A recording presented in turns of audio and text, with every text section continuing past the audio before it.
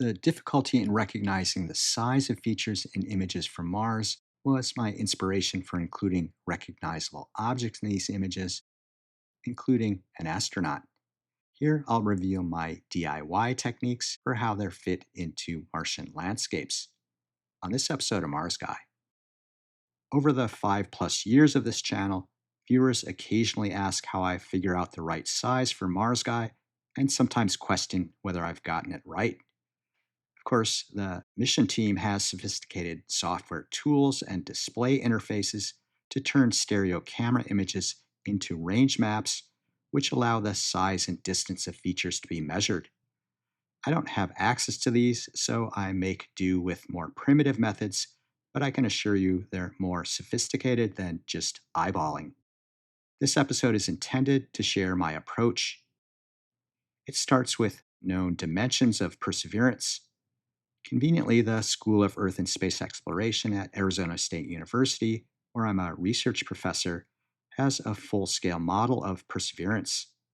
Here are Earthlings for scale. I don't think most people appreciate just how big this rover is. And note that it's a near twin of the Curiosity rover. A key dimension is the rover's width. The number from NASA's Perseverance website is 9 feet, and the measuring tool on my phone gets a comparable number. This is almost 2 feet wider than a Humvee.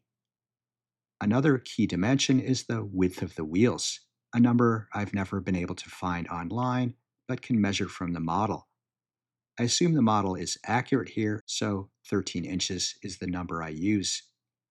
On Mars, these dimensions translate into scale bars for every scene that contains Perseverance wheel tracks, which is why I typically insert Mars Guy into such scenes.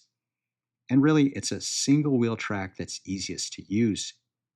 Note that the middle wheels are set slightly out from the front and rear wheels because of the way they're fixed to the suspension arm versus the steerable wheel mounts. So the combined wheel track dimension is more like 17 inches wide.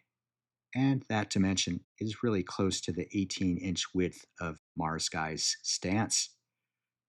For scenes without wheel tracks, like the workspace in front of the rover, I often use the known dimension of the abrading bit, which is 5 centimeters, and assume that the hole it makes is the same diameter. The 13-inch rock hammer has a 1-inch wide head, so almost exactly half the width of the abrasion patch. And it's easy to put a 9 centimeter knife into a scene like this. And yes, I know I'm mixing units.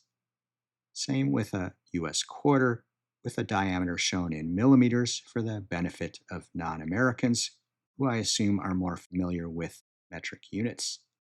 The last technique I'll mention is the use of the Where is Perseverance interactive map available on the Perseverance website. It's got a scale bar that you can adjust to measure features of interest. Here I made a rectangle with the dimensions of the rover. I chose to show this location because the view from the ground is both starkly beautiful and easy to recognize in the high-rise scene, here shown rotated to make it easier to relate the two images.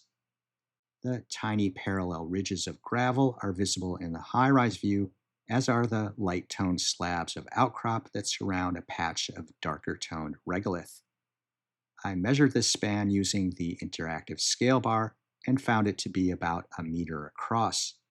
With that information, I can properly scale Mars Guy using a version oriented to help reveal my appreciation for this landscape.